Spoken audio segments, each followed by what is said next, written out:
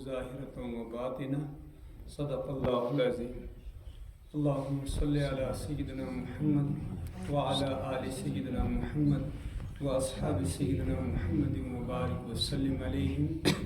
یا رب صلی وسلم دائما ابدا علی حبیبک خیر الخلق کلہم یا احد الصمد الذی لم یلد ولم یولد ولم یکن لہ کفوا احد۔ سامعین کرام، اللہ تعالیٰ کا احسان ہے، اللہ نے ہمیں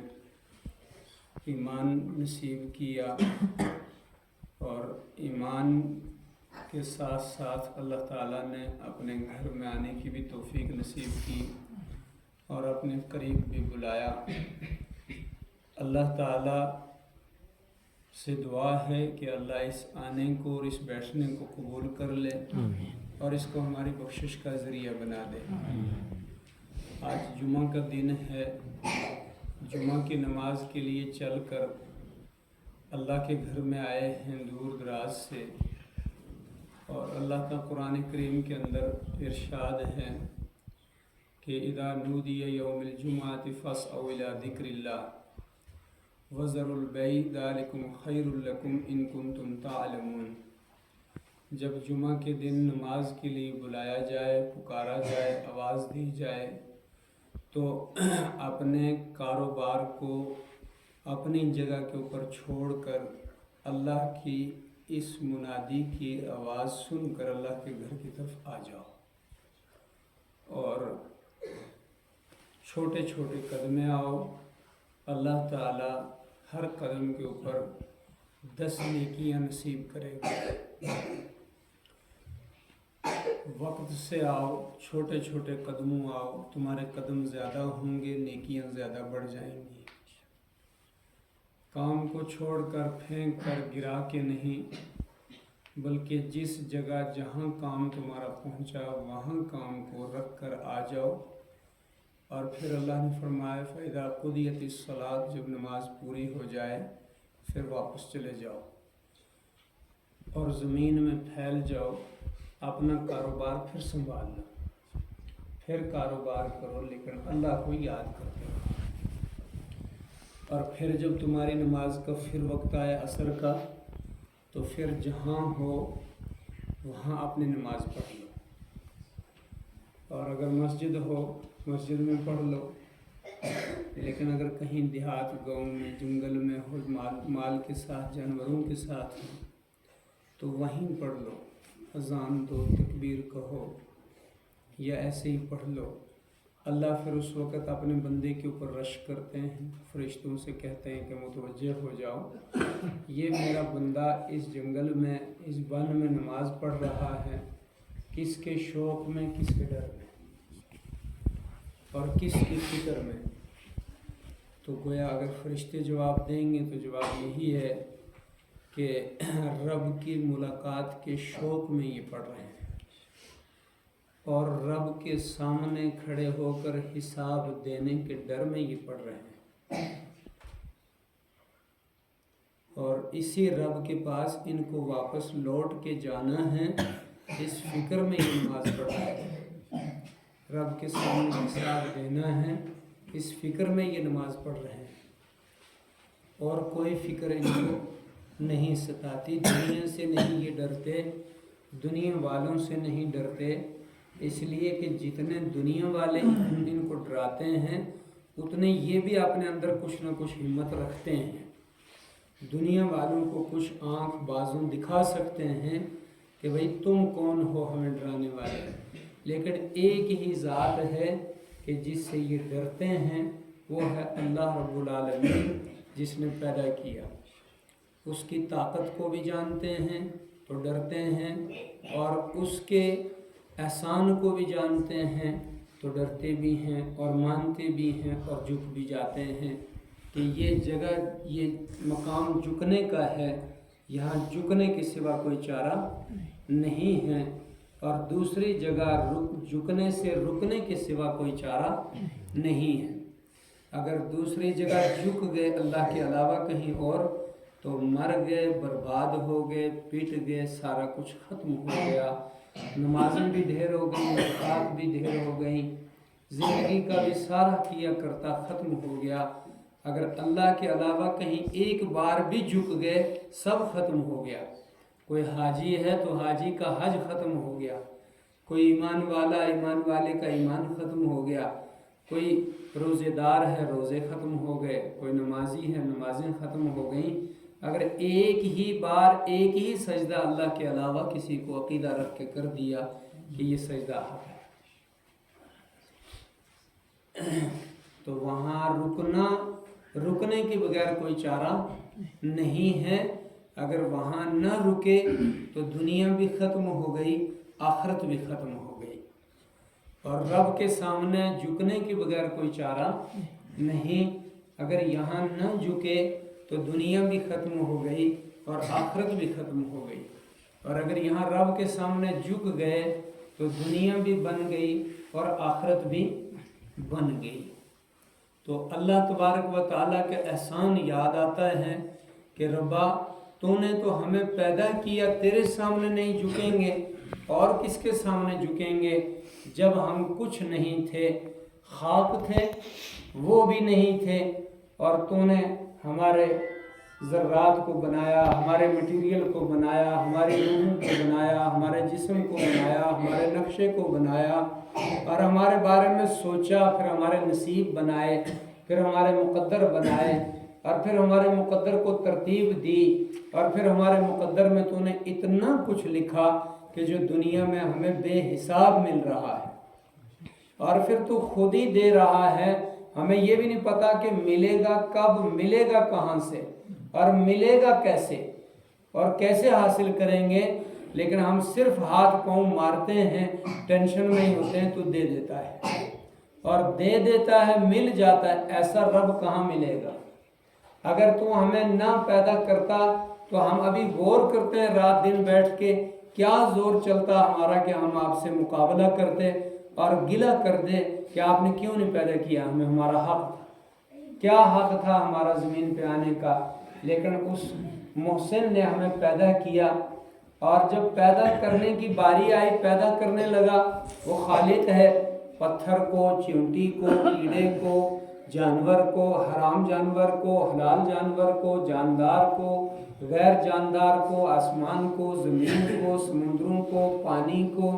ساری چیزوں کو پیدا کیا. الگ الگ شکلیں دیں, جسم دیا, روحیں دیں,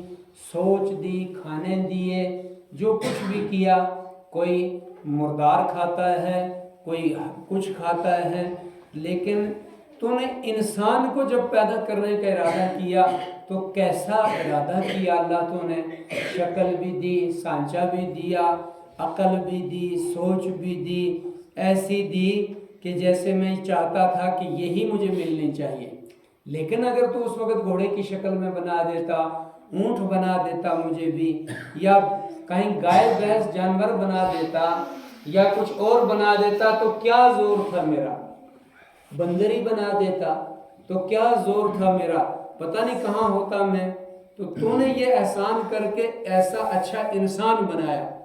پھر انسانوں میں بھی کچھ انسان ایسے اکڑ پن کے نکلے جو تیرے مقابلے میں آ ٹھہرے, جو تیری نافرمانیوں پہ اتر گئے, دنیا میں بھی ناکام ہوئے اور آخرت میں بھی جہنم کا ایندھن بن گئے. وہ جہنم انہی سے جلنے لگی اور بنی بھی انہی کے لیے. اور ان میں اگر مجھے تو ڈال دیتا تو پھر بھی کیا زور تھا میرا. ان سے بھی تو نے نکال دیا اور نکال کر ایمان کی دولت سے نوازا. اور پھر ایمان والوں میں بھی کچھ درجے بنائے کہ آدم علیہ السلام کو ماننے والے بھی ایمان والے, موسیٰ علیہ السلام, عیسیٰ علیہ السلام کو ماننے والے بھی ایمان والے, حضرت ابراہیم علیہ السلام کو ماننے والے بھی ایمان والے ہیں. لیکن سارے رش کرتے ہیں کہ یا اللہ اگر محمد رسول اللہ صلی اللہ علیہ وسلم کا دیدار فرما دیتے, ان کی امت میں پیدا کر دیتے. تو وہ تو درخواستیں کرتے تھے, تب بھی نہیں آپ نے موقع دیا. ہمارا تو کوئی درخواست کرنے والا بھی نہیں تھا, تب بھی ہمیں لا کر آپ نے محمد رسول اللہ صلی اللہ علیہ وسلم جیسے پیغمبر کی آخری امت بنایا. اور پھر ان کے اوپر ایمان بھی, جتنے بڑے رسول اللہ صلی اللہ علیہ وسلم امام الانبیاء آخری پیغمبر ہیں, اور اتنا ہی بڑا مجرم ہے ان کا انکار کرنے والا، ان کی گستاخیاں کرنے والا، اتنا ہی بڑا مجرم ہے۔ گویا جس نے محمد رسول اللہ صلی اللہ علیہ وسلم کی گستاخی کی، جو محمد رسول اللہ صلی اللہ علیہ وسلم کا مجرم بنا، اس جیسا مجرم محمد رسول اللہ صلی اللہ علیہ وسلم سے لے کر آدم علیہ السلام تک کوئی نہیں۔ اتنا بڑا مجرم ہے وہ آدمی، گویا اس کو سب تھوکتے ہیں۔ اور جس نے محمد رسول اللہ صلی اللہ علیہ وسلم کو مانا، لا الہ الا اللہ محمد رسول اللہ صلی اللہ علیہ وسلم، اتنا ہی بڑا ایمان والا ہے وہ، قوی ایمان والا۔ اور محمد رسول اللہ صلی اللہ علیہ وسلم سے لے کر آدم علیہ السلام تک سارے لوگ اس کو نیک نظر سے دیکھتے ہیں اور اس کے لیے تمنائیں رکھتے ہیں کہ یہ کوئی مقدر والا آدمی ہے جس کو اللہ نے رسول اللہ صلی اللہ علیہ وسلم کی امت میں پیدا کیا، ان کا دیدار نصیب کیا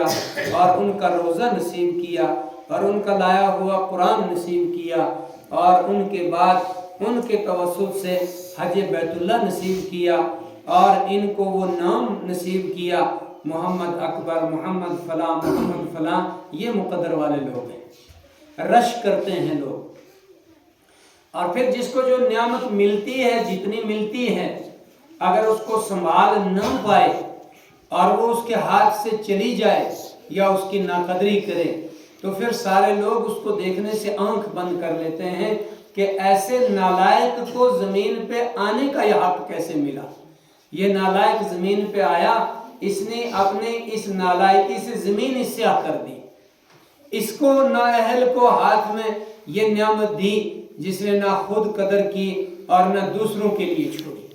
خود قدر نہیں کی، خود نماز نہیں پڑھی، خود قدر نہیں کی، خود روزہ نہیں رکھا، خود قدر نہیں کی، خود داڑھی نہیں رکھی، خود قدر نہیں کی، خود رسول اللہ صلی اللہ علیہ وسلم کی سنتوں کے اوپر عمل نہیں کیا، خود قدر نہیں کی، خود نبی پاک صلی اللہ علیہ وسلم والے میٹھے اخلاق نہیں اپنائے، خود نبی اکرم صلی اللہ علیہ وسلم والی نرمی آپ والے معاملات نہیں اپنائے، اور خود یہ دوسروں کے لیے رحمت کے بجائے عذاب بنا رہا، خود جہنمی ہو گیا، خود برے کام کرتا رہا، خود نشے میں مبتلا رہا، اور خود یہ برائیوں میں کھیل کود میں مبتلا رہا، گپوں میں مبتلا رہا، نمازوں کو چھوڑتا رہا، نمازوں میں ریاکاری اختیار کرتا رہا، مال کو جمع کرتا رہا، جمع کر کر کے اس مال سے فتنے کرتا رہا، اور اس کو غیر اللہ کے راستے میں اللہ کے علاوہ لٹاتا رہا، کھیل کود پہ، تماشوں پہ، اللہ کی ناراضگی پہ مال کو لٹاتا رہا، اور پھر یہ اس قسم کے کام کرتا رہا، تو اس میں خود بھی برباد ہو گیا۔ نتیجہ یہ رہا کہ خود بھی جہنمی ہو گیا، اور اس سے سبق لیا، اس کا اثر اس کی اولاد پہ بھی پڑ گیا، اس کا اثر اس کی بیوی پہ بھی پڑ گیا، اور یہ گھر میں کرتا دھرتا تھا، اس کا اثر اس کے ماں باپ پہ بھی پڑ گیا، اور اس کا اثر اس کی برادری پہ بھی پڑ گیا، اور اس کا اثر اس کے ماتحتوں پہ بھی پڑ گیا۔ وہ بھی نشے میں مبتلا ہو گئے، وہ بھی برائیوں میں مبتلا ہو گئے، وہ بھی بدعت میں مبتلا ہو گئے۔ اگر کبھی اس کو بھی عقل آئی کہ ان کو کہا ایسا مت کرو، تو جواب دے دیا کہ صاحب تم ہی تو خود کرتے رہے اور تم ہی تو خود کر بھی رہے۔ اور اگر ان کو بعد میں کسی نے کہا کہ تم ایسا مت کرو، تو ان کو جواب بن گیا کہ ہمارا دادا تو ایسا ہی کرتا رہا، ہمارے ابا جی تو ایسے ہی کرتے رہے۔ اس کا مطلب ہے آپ ہمارے دادا اور آپ ہمارے ابا کو غلط کہہ رہے ہیں، گویا وہ غلط کام کر رہے تھے۔ تو مضبوط دلیل دے دیتا ہے بندہ، اور یہ اپنی جہالت کا ایک سکہ چھوڑ کے آ گیا، تو یہ دوسروں کو بھی برباد کر گیا، خود بھی برباد ہو گیا۔ نتیجہ یہ نکلا کہ ایک آدھی دنیا کو لے کے جہنم میں چلا گیا۔ تو اس نالائق سے دنیا پہ اگر نہ ہی آیا ہوتا تو زیادہ بہتر ہوتا۔ رسول پاک صلی اللہ علیہ وسلم جب کسی بڑے آدمی کو، قداور آدمی کو قد لکھتے یا کسی لیڈر کو لکھتے، تو یہی لکھتے کہ مان جاؤ، سمجھ جاؤ، آ جاؤ، تمہارے ماننے سے، تمہارے آنے سے جو تمہارے پیچھے ایک قوم ہے وہ سب کی سب مان جائے گی اور آ جائے گی، اور جب وہ مان گئی، آ گئی، ان سب کا سہرا تمہارے سر پہ پڑے گا اور تمہارے سر پہ تاج ہوگا، تمہاری دنیاوی لیڈری بھی باقی رہ جائے گی اور آخرت کا تاج بھی تمہارے سر پہ آئے گا۔ کہ ان کی وجہ سے انہیں دین میں آنا نصیب ہو گیا،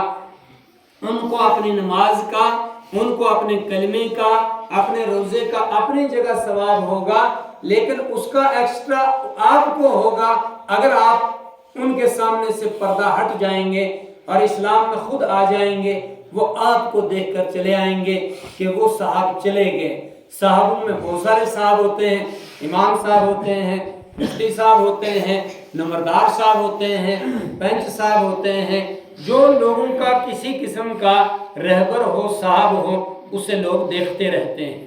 کہ جو یہ کرے گا، باپ صاحب ہوں، بڑے بھائی صاحب ہوں، سسر صاحب ہوں، جو صاحب ہوں، جس کو پیچھے چند لوگ دیکھنے والے اور آئیڈیل بنانے والے ہوں کہ جو یہ کریں گے وہ ہم کریں گے،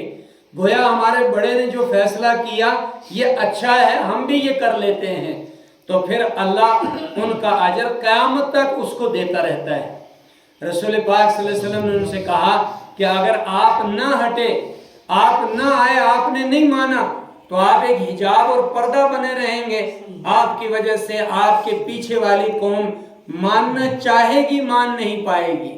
تو اس کا مطلب ہے کہ جو عذاب، ایک تو آپ کا نہ ماننے کا عذاب آپ پہ ہوگا، اور ایک جو ان کا رکنے کا اور بعد کی بدعمالیوں کا عذاب ہوگا نسل در نسل، وہ بھی آپ کے اوپر ہوگا۔ گویا قیامت کے دن پہلی پیشی آپ کی ہوگی کہ صاحب یہ لوگ کیوں رکے، اس صاحب کی وجہ سے رکے۔ تو گویا پھر وہ جہنم میں جانے کا جہنمیوں کا رہبر بھی ہوگا۔ جیسے لوگوں میں دنیا میں رہبر رہا تو پھر گھسیٹو جی پہلے رہبر کو اور پھر پیچھے، اسی لیے حدیث میں ہے کہ بعض رہبروں سے جہنم جلائی جائے گی، اللہ معاف کرے، علماء کا بھی اس میں ذکر ہے۔ رسول پاک صلی اللہ علیہ وسلم معراج پہ گئے تو معراج میں بہت ساری چیزوں کو آپ علیہ السلام نے دیکھا، ان میں یہ بھی آپ نے دیکھا کہ ایک قوم کا سر کچلا جا رہا ہے، پتھروں کے ذریعے پتھر مارے جاتے ہیں اور پھر وہ سر کچل جاتا ہے، چورا چورا ہو جاتا ہے، پھر سر درست ہو جاتا ہے، بندے زندے ہیں، پھر پتھر مارا جاتا ہے۔ تو آپ نے پوچھا جبرائیل یہ کون لوگ ہیں؟ یہ مسلمان ہیں یا رسول اللہ صلی اللہ علیہ وسلم؟ لیکن جب نماز کا وقت آتا تو سر میں درد ہو جاتا تھا، سر بوجھل ہو جاتا تھا، ذرا گیس محسوس کرتے تھے، یہ کہتے تھے پڑھتا تو ضرور، تھوڑا گیس ہو رہا ہے، اور سر میں کچھ ناک چڑھ جاتی تھی ان کے سروں میں پتھر مارے جا رہے ہیں۔ اور وہاں بہت سارے لوگ ایسے بھی دیکھے آپ صلی اللہ علیہ وسلم نے کہ ایک بندہ ہے، کچھ لوگ ہیں، ان کے سامنے بہترین گوشت رکھا ہے ایک طرف اور بہترین طریقے کے کھانے رکھے ہیں، وہ کھانے وہاں پر ہیں، اور وہ لوگ کیا کرتے ہیں جناب کہ ایک طرف سڑا ہوا کھانا اور سڑا ہوا گوشت، اس اچھے سے ان کو روکا جاتا ہے اور وہ گند کھا رہے ہیں۔ تو فرمایا جبرائیل یہ کون لوگ ہیں؟ جبرائیل نے فرمایا یا رسول اللہ یہ وہ لوگ ہیں جو دنیا کے اندر اپنے حلال رشتوں کو چھوڑ کر حرام کی طرف جاتے تھے، حرام نظر مارتے تھے، حرام معاملات کرتے تھے۔ یہ وہ مرد ہیں جو حلال خامدوں کو، حلال بیویوں کو چھوڑ کر حراموں کی سوچ رکھتے تھے، چاہے نیت میں چاہے عمل میں یہ مبتلا ہو جاتے، اور یہ وہ بیویاں ہیں، عورتیں ہیں جو حلال خامدوں کو چھوڑ کر حرام خامدوں کا خیال رکھتے تھے، یہ وہ لوگ ہیں۔ ایسے بھی دیکھیں کہ کچھ لوگ جانوروں کی طرح کانٹے چر رہے ہیں، چگ رہے ہیں، اور جہنم کے انگار اور پتھر اور کنکریاں کھا رہے ہیں۔ جبرائیل یہ کون لوگ ہیں یا رسول اللہ؟ یہ وہ لوگ ہیں جو دنیا میں اپنے مالوں کو جمع کر کر کے رکھتے تھے اور مال کی زکوٰۃ نہیں دیتے تھے، اور جب وہ مال اللہ کے راستے میں دینا آتا تو اس کو بوجھ سمجھتے، ٹیکس سمجھتے یا کسی کا دھندا سمجھتے، کچھ نہ کچھ نام رکھ دیتے، اور جب ان کو شادیوں پہ لٹانا آتا تو پھر اس کے اوپر مزید قرضے اٹھا کے شادیوں میں لٹاتے، پرواہ نہ کرتے۔ لیکن جب اللہ کے راستے میں دینا پڑ جاتا تو پھر ان کو پرواہ ہو جاتی، سوچ پڑ جاتی کہ دیکھ کے دیں یا نہ دیں۔ تو پھر یہ وہ لوگ ہیں یا رسول اللہ جو اللہ کے راستے میں اپنا مال خرچ نہیں کرتے تھے، یہ ایسے لوگ ہیں۔ اور وہاں پر اس قسم کے لوگ بھی آئے، دیکھیں آپ صلی اللہ علیہ وسلم نے کہ کچھ لوگوں کی زبانیں لوہے کی کینچی کے ساتھ، آگ کی کینچی کے ساتھ زبان کاٹی جاتی ہے، تانبے کی کینچی کے ساتھ۔ یہ کون ہیں جبرائیل امین؟ یا رسول اللہ یہ وہ لوگ ہیں جو لوگوں میں واعظ بھی کرتے تھے، جو تقریریں کرتے تھے لیکن فتنے کی کرتے تھے، ان کے واعظوں سے ان کی تقریروں سے لوگ ہمیشہ فتنوں میں مبتلا ہوتے تھے۔ تو اللہ رہبروں کو بھی نہیں بخشے گا، اللہ رہبری بھی ڈھنگ کی دے تو آ جا کے رہبروں کے پیچھے قوم ہوتی ہے، اور ہر بندہ رہبر ہوتا ہے۔ رسول پاک صلی اللہ علیہ وسلم نے فرمایا الا کلکم راعٍ وکلکم مسئول عن رعیتہ، لوگوں تم میں سے ہر بندہ ذمہ دار ہے، تمہاری غلطی ہے، تمہاری پہچان میں فرق لگا ہے کہ تم کہہ دیتے ہو کہ جی فلانا ذمہ دار ہے، میں کیا ہوں؟ اگر تو کچھ نہیں تھا تو کسی کا بیٹا کیوں بنا؟ اگر تو کچھ نہیں تھا کسی کے یہاں رشتہ دار کیوں بنا؟ اگر تو کچھ نہیں تھا تو کسی کا باپ کیوں بنا؟ اگر تو کچھ نہیں تھا تو کسی کا کڑم کیوں بنا؟ اگر تو کچھ نہیں تھا تو کسی کا سنگی کیوں بنا مسافر میں راستے میں؟ اور اگر تو کچھ نہیں تھا تو کسی کا بحال کیوں بنا؟ تو بٹائی دار کیوں بنا؟ اگر کچھ نہیں تھا کسی کا گاہک کیوں بنا تو؟ اور اگر تو کچھ نہیں تھا تو مارکیٹ میں تاجر بن کے کیوں بیٹھا تو؟ اگر کچھ نہیں تھا تو ڈرائیور کیسا بنا؟ اگر تو کچھ نہیں تھا تو فلانے کی گاڑی میں بیٹھ کے سواری کیسے بنا تو؟ کچھ تو تھا تو دنیا کے اندر، کچھ تو ذمہ داری تیری تھی، لیکن تو نے اخلاق بدے اپنائے، کردار برا اپنایا، تیرا سکہ ایسا برا گیا لوگوں میں کہ اس کے اثرات غلط پڑ گئے، خود بھی جہنمی ہو گیا تو اور ان کو بھی جہنم کے اندر لے کے چلا گیا۔ تو اگر ایک سواری بنا تو نے رسول پاک صلی اللہ علیہ وسلم کے اوپر تیرا ایمان نہیں تھا کہ آپ علیہ السلام کیسا معاملہ کرتے، اگلے کو کرایہ دینے میں، سیٹ پہ بیٹھنے میں، اور سواری کے ساتھ کیسا معاملہ کرتے، تو گاڑی میں چڑھاتے، بنے ہوئے اصول کو بگاڑ کے رکھا، تو تیرے سے ایک نہ ہی ہونا سواری بہتر تھا، لیکن ایسی بری سواری گئی کہ ساری سواریوں کا نقشہ بگاڑ دیا۔ تو اگر ڈرائیور نہ بنا ہوتا تو تیرے بغیر وہ گاڑی چل جاتی، معاشرہ رہ جاتا، لیکن تجھے بنایا تو اس لائق نہ تھا، تو نے ساری ڈرائیوری بگاڑ کے رکھ دی اور ایک نسل ڈرائیوروں کی بدنام کر دی کہ جناب ڈرائیور ہوتے ہی خراب ہے۔ کس نے کہا؟ ڈرائیور تو انسان ہوتے ہیں، ڈرائیور تو خاندانوں سے ہوتے ہیں، ڈرائیور تو سید بھی ہوتے ہیں، ڈرائیور تو غیر سید بھی ہوتے ہیں۔ کس نے کہہ دیا کہ ڈرائیور گندے ہی ہوتے ہیں؟ نہ، کوئی ڈرائیور گندا آیا، اس گندے ڈرائیور نے آ کے ایسی شبیہ خراب کی کہ تمام ڈرائیوروں کو بدنام کر دیا۔ کوئی تاجر مارکیٹ میں گندا آیا، اس گندے تاجر نے آ کر بیٹھ کے ایسی تجارت کی، ایسا چہرہ دکھایا، ایسا معاملہ کیا، معاملہ کر کے پوری مارکیٹ کو بدنام کر کے، پوری تجارت کو بدنام کر کے چلا گیا۔ اس نالائق سے یہ مارکیٹ خالی بہتر تھی، یہ آیا کیوں اس مارکیٹ کے اندر؟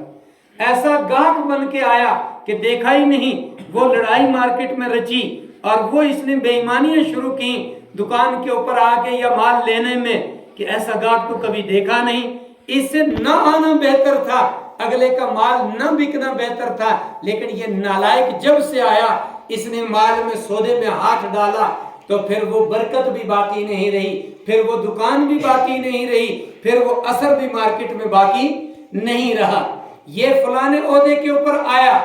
یہ نہ آتا اس عہدے کے اوپر تو لوگ اس سے زیادہ بہتر تھے، لیکن جب یہ نالائق آیا، اس نے اس عہدے کی شبیہ بگاڑی، عہدہ ہی بدنام کر دیا، ذمہ داری ہی بدنام کر دی کہ یہ لوگ ہوتے ہی بے ایمان ہیں۔ ایسا نہیں تھا، ایک ہی بے ایمان آیا تھا جو اس کے لائق نہیں تھا، وہ سب کو بے ایمان بنا کے چلا گیا۔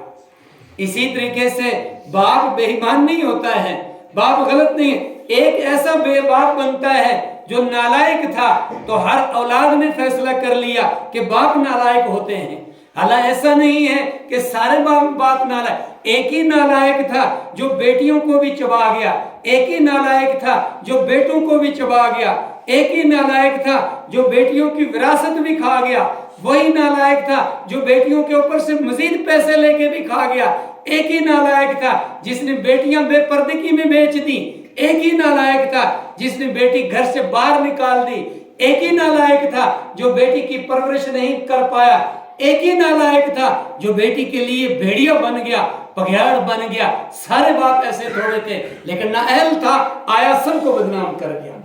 ایک ہی بھائی تھا جو بہنوں کا پردہ دوپٹہ اتار گیا، سارے بھائی ایسے تھوڑے تھے، لیکن بہنوں نے فیصلہ کر لیا کہ ایسے ہی ہوتے ہیں۔ او ہو بھائی، آج کے بعد دیکھ لیا بھائی کیسے ہوتے ہیں، بس تو اپنی جگہ میں اپنی جگہ، اب بھائیوں کی ضرورت نہیں۔ ایسا تھوڑا تھا ایک ہی نالائق آیا تھا،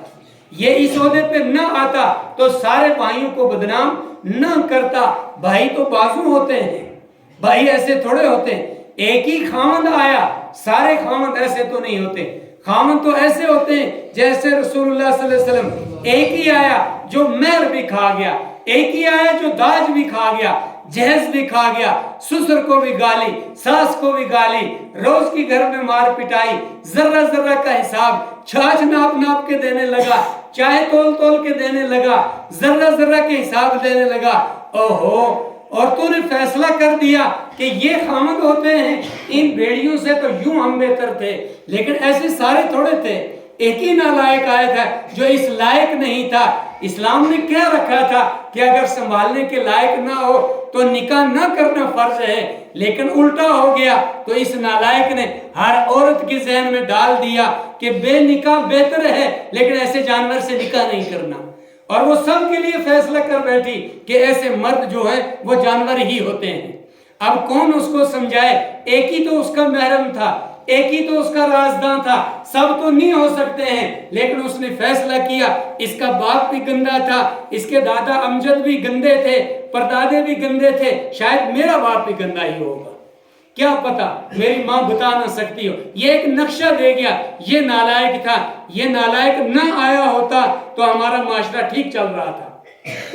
اور اگر بس چلے تو اس نالائق کو بدل دو، اس کی جگہ دوسرے کو لے آؤ۔ لیکن جو پھر مقدر لکھتا ہے وہ فیصلہ کرتا ہے کہ کوئی بات نہیں، اس سے طلاق دلوا دیتا ہوں، اس کو ہٹا دیتا ہوں راستے سے، اس کو ختم کر دیتا ہوں، تم مانو۔ اس لیے دوستو، ہم نے رسول اکرم صلی اللہ علیہ وسلم کا دین اپنایا، اللہ نے ہمیں دیا۔ اگر ہم نے اس دین کی شبیہ بگاڑی تو دنیا کے سارے لوگ ہماری طرف تھوکیں گے، کہیں گے کہ یہ نالائق، ان نالائقوں کو لا کے اللہ تو نے دین دیا۔ اگر تو یہی دین، یہی محمد رسول اللہ صلی اللہ علیہ وسلم ابراہیم علیہ السلام والے لوگوں کو دیتا، ہو سکتا ہے وہ قدر کرتے، ایسی شبیہ نہ بگاڑتے۔ یہ کہتے ہیں لا الہ الا اللہ محمد رسول اللہ صلی اللہ علیہ وسلم، کرتے فراڈ ہیں، یہ الٹے کام کرتے ہیں۔ یہ کہتے ہیں محمد رسول اللہ صلی اللہ علیہ وسلم، ان کی شادیاں کہتے ہیں اپنے آپ کو اسلامی، اسلام کا کلچر بناتے ہیں، کرتے گڑبڑیاں ہیں، ان کے گھروں میں گڑبڑیاں،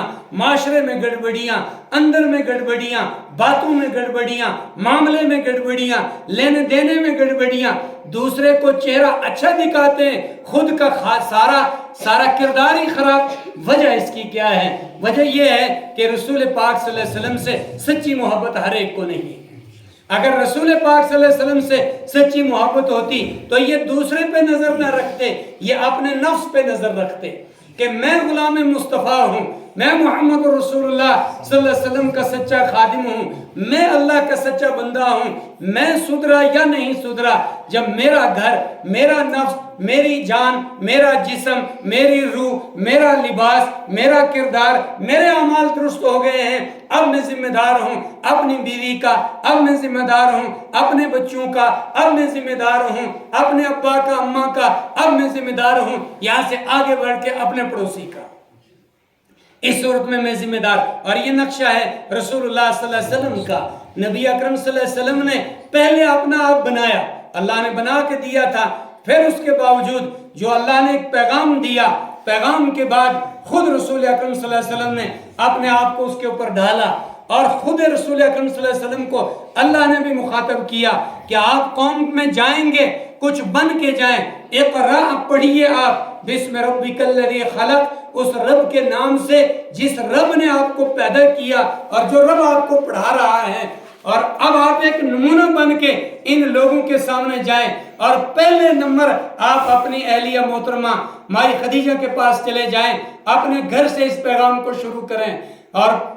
پہلے نمبر آپ کو دوسرے کے دروازے میں جانے کی اجازت نہیں۔ جب آپ جاتے ہیں مائی خدیجہ کے پاس، تو جب آپ جا کے اپنا پیغام پیش کرتے ہیں، اپنا درد ان کے سامنے پیش کرتے ہیں، تو پھر وہ آگے سے ایک جواب دیتی ہیں کہ یا رسول اللہ، ہم نے آپ کو قرآن اترنے سے پہلے 15-20 سال آپ کو آزمایا، آپ کو دیکھا، آپ کو پرکھا، آپ کو چیک کیا، رات کی تنہائیوں میں، دن کے اجالوں میں، سفر میں، لینے دینے میں، معاملات میں، بول میں، تول میں، رازوں میں اور ظاہر میں اور باطن میں، اور ہمارا یہ فیصلہ ہے کہ آپ کے ساتھ آپ کا رب زیادتی نہیں کر پائے گا۔ اس لیے نہیں کر پائے گا کہ آپ جیسا سچا، آپ جیسا سچا، آپ جیسا کوئی فرشتہ صفت ہو ہی نہیں سکتا۔ اگر قرآن نہ نازل ہوتا تب بھی ہمیں آپ کو کچھ ماننے کے بغیر چارہ ہی نہیں تھا، تب بھی ہم آپ کو کچھ مانتے، لیکن آج تو آپ ہدایت کا پیغام لے کے آئے، اقرأ بسم ربک الذی، آپ کو آپ کا رب نہیں چھوڑے گا، یا رسول اللہ آپ کی مدد ہوگی۔ اور آپ کا گھر بن گیا، چل پڑا، قافلہ بن گیا، آپ 2 ہو گئے، جب 2 ہوئے گھر سکون میں آ گیا، گھر آباد ہو گیا، گھر کی مسلی آباد ہو گئی، گھر کی تھلی آباد ہوگی، گھر سے دعائیں شروع ہوگی، گھر سے پاکیزگی شروع ہوگی، کھانا پاک بننے لگا، لباس پاک پہننے لگے، بات ستھری ہونے لگی، معاملہ صاف ہونے لگا، اور پھر اس کا اثر آگے معاشرے پہ پڑنے لگا۔ اس گھر سے شعائیں نکلی، جیسے سورج طلوع ہوتا ہے، سورج ایک ٹکی ہے، سورج ایک محدود چیز ہے، لیکن سورج اندر سے صاف ہے، ستھرا ہے۔ جب یہ آگے شعائیں ڈالتا ہے تو اس کا اثر معاشرے پہ، زمین پہ، آسمان پہ، سبزیوں پہ، درختوں پہ پڑتا ہے، اس لیے کہ یہ سورج اندر سے کھوٹا نہیں ہے، اندر سے صاف اور ستھرا ہے۔ یہ جب شعائیں ڈالتا ہے تو اس کا اثر زمین کو مکمل ہو جاتا ہے، اور زمین گھاس دیتی ہے، سبزیاں دیتی ہے۔ رسول پاک صلی اللہ علیہ وسلم کا گھر جب گھر بنا مائے خدیجہ سے، اور پھر آپ کے گھر سے کچھ ہوائیں ایسی امڑی جو معاشرے کے اوپر پڑ گئی اور معاشرے کو مجبور کیا کہ اس گھر سے برائی نہیں پھیل سکتی ہے، اس گھر سے وبا نہیں پھیل سکتی، اس گھر سے جھوٹ نہیں پھیل سکتا، اس گھر سے فتنہ نہیں پھیل سکتا، اس گھر سے شر نہیں پھیل سکتا، آؤ اس گھر سے جڑو، یہی گھر ہدایت کا ذریعہ ہے، آؤ اس گھر میں امانتیں رکھو، یہی گھر امانت کا گھر ہے، آؤ اس گھر کے سے وعدے سیکھو، یہی گھر وعدہ کا مرکز ہے، آؤ اس گھر سے ایمان سیکھو، یہی ایمان کا مرکز ہے۔ قد افلح المؤمنون الذین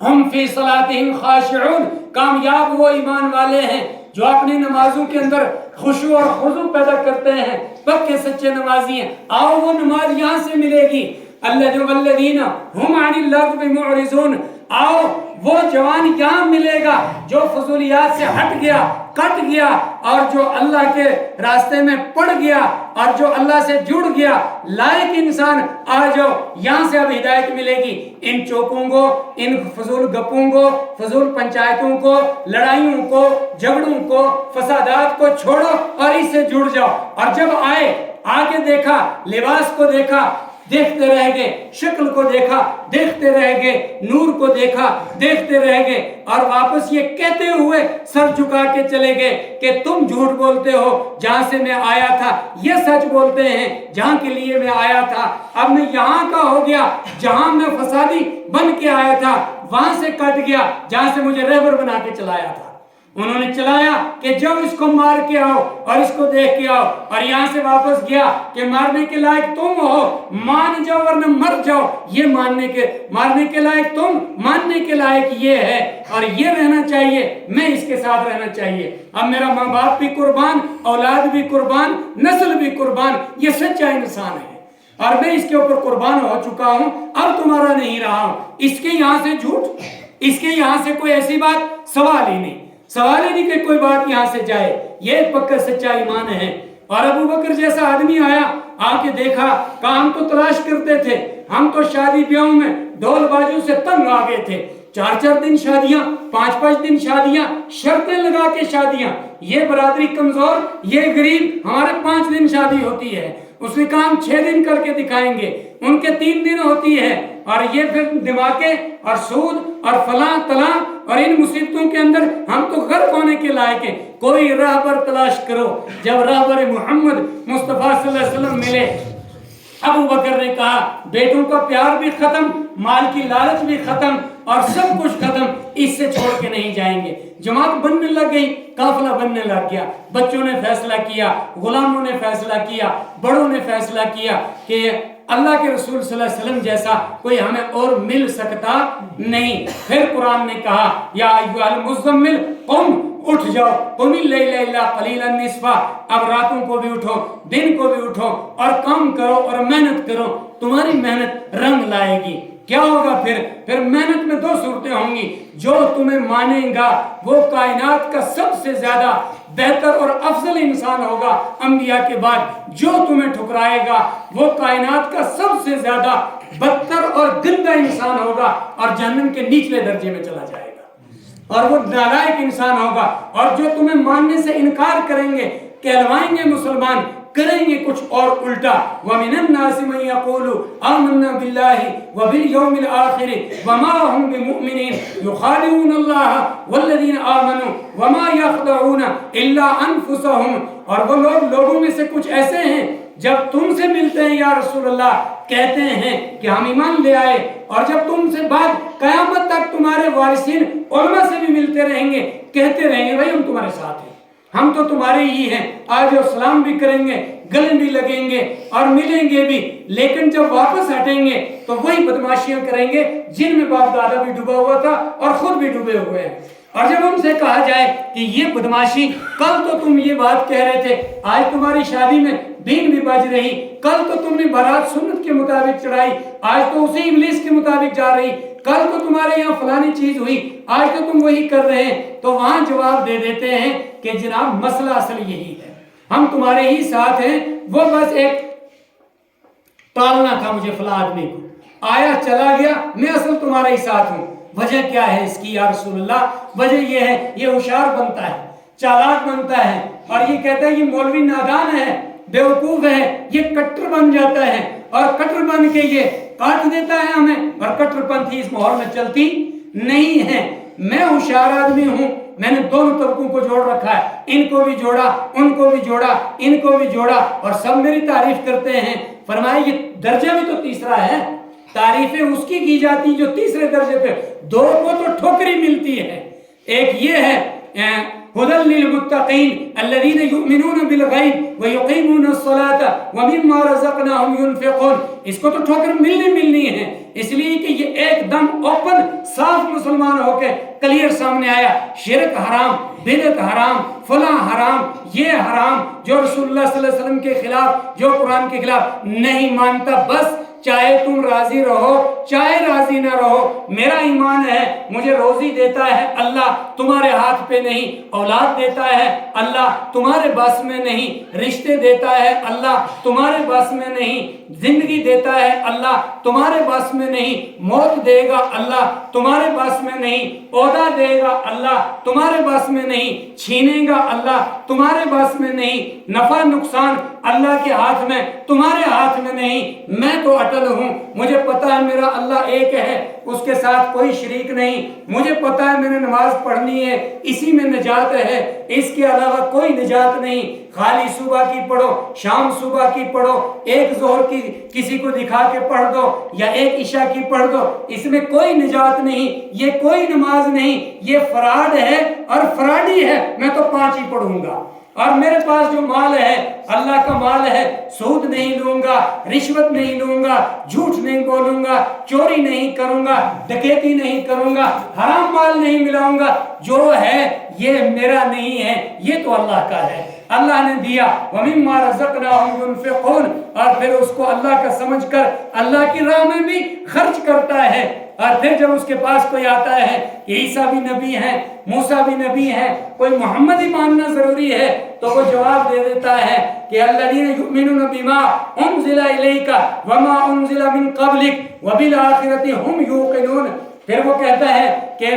عیسیٰ بھی نبی ہے، موسیٰ بھی نبی ہے، پر آج نہیں، میں ایمان رکھتا ہوں جب نبی تھے ہیں، جب ان کے پاس کتابیں تھیں ہیں برقرار، لیکن آج میں محمد رسول اللہ صلی اللہ علیہ وسلم کے اوپر ایمان رکھتا ہوں اور اس کے قرآن پہ ایمان رکھتا ہوں، وبالآخرۃ ہم یوقنون، اور مرنے کے اوپر ایمان رکھتا ہوں، مرنے کے بعد حساب دینے کے اوپر ایمان رکھتا ہوں، زندہ ہونے پہ ایمان رکھتا ہوں، اللہ کے سامنے کھڑے ہونے پہ ایمان رکھتا ہوں کہ اللہ کے سامنے کھڑا ہونا ہے، زندہ ہونا ہے، اس پہ ایمان، یہ ہے مسلمان، اور ظاہر ہے اس کو تکلیفیں بھی پہنچیں گی، اس को परेशानियां भी आएंगी। अक़ीमिस्सलात, नमाज कायम करो और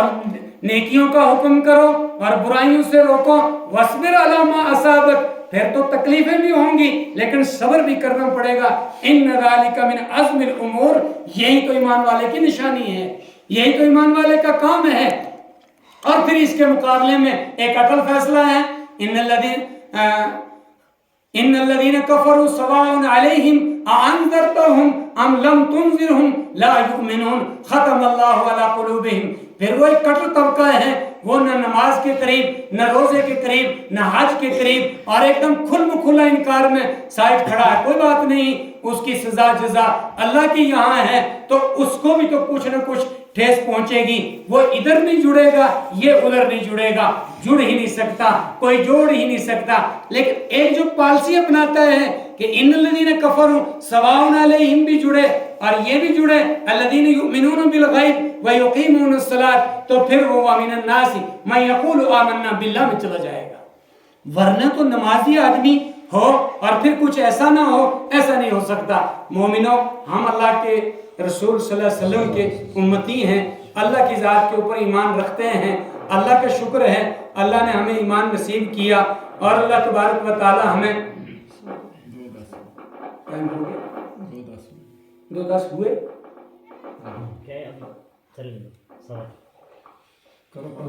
तो ये बात जो चल रही थी, असल में आयत मैंने पढ़ी थी, अलम तरो अन्नल्लाह सख्खर लकुम मा फिस समावाति व मा फिल अर्ज़। उसका तर्जमा ये था कि या रसूलुल्लाह, इन लोगों से कहो कि ये देखें कि हमने तुम्हारे लिए दुनिया की तमाम चीज़ें ताबे कर दी। व अस्बग़ अलैकुम निअमहु ज़ाहिरतन व बातिना, और हमने तुम्हारे ज़ाहिर और बातिन के एतबार से बहुत सारी पोशीदा और ज़ाहिरी नियामतें तुम्हारे ऊपर उंडेल दी। इसका ख्याल रखो, हमारी नियामतों का, और हमारे अहकाम के ऊपर चलो, हम मज़ीद नियामतों से तुम्हें नवाजेंगे। दोस्तों, ज़िंदगी बहुत कम है, मरना है, मरने के बाद फिर जिंदा होना है, अल्लाह के यहाँ हिसाब देना है, जन्नत जहन्नम का फैसला होगा। जो अल्लाह के नाफरमान होंगे वो जहन्नम में जाएंगे, जो अल्लाह के फर्माबरदार बंदे होंगे वो नबी का कुर्ब हासिल करेंगे और अल्लाह की तरफ से उनको जन्नत नसीब होगी। और अल्लाह के कुर्ब का और नबी अकरम सल्लल्लाहु अलैहि वसल्लम के कुर्ब का तरीका ये है कि जिस इंसान को अल्लाह ने दुनिया में पैदा किया, उसने ये कलिमा पढ़ लिया, ला इलाहा इल्लल्लाह मुहम्मदुर रसूलुल्लाह, ये अल्लाह का पक्का ईमान वाला हो गया। इसके बाद इसके जिम्मे कुछ जिम्मेदारियां लगती हैं। पहले नंबर ये है कि ये अल्लाह के सामने सजदा रेज हो जाए और तमाम माबूदान बातिला से कट के तौबा करके एक अल्लाह को माबूद मानकर अपनी 5 नमाजें कायम करे, और जो भी नमाज हो अल्लाह के लिए हो, पक्का सच्चा नमाजी बन जाए। एक बात फिर ये है कि हलाल